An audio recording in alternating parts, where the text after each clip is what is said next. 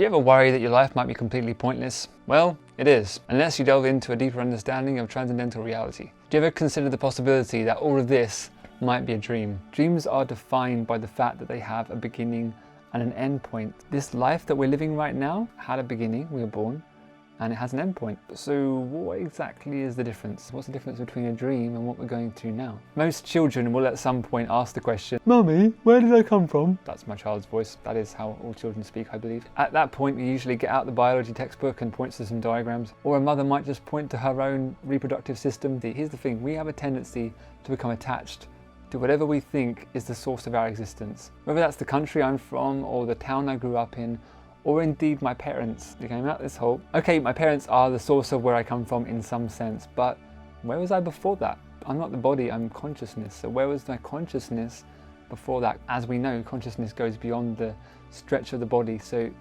where was my consciousness before my body was created by my parents? Do we really know where we come from? And while I'm here, why do I have to go through so much suffering? That's a question that's commonly asked by people who are embarking on a spiritual quest for themselves. Kapila Dev says something interesting. He says that material nature, matter, the material world, creates our situation, but we are in charge of our happiness and distress. The situation's going to come, it's going to happen. The situation is already created, it's there, but the aspect of our happiness and our distress, that's our job, that's kind of what we do.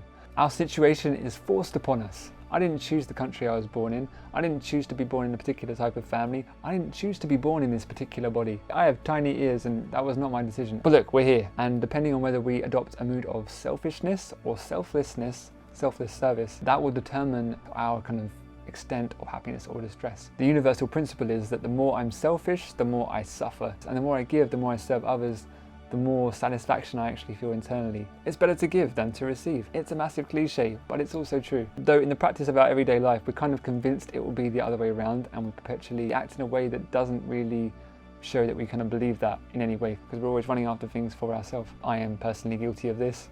I'm not claiming to be above any of this stuff, but just understanding this principle I found is very helpful. Why am I suffering?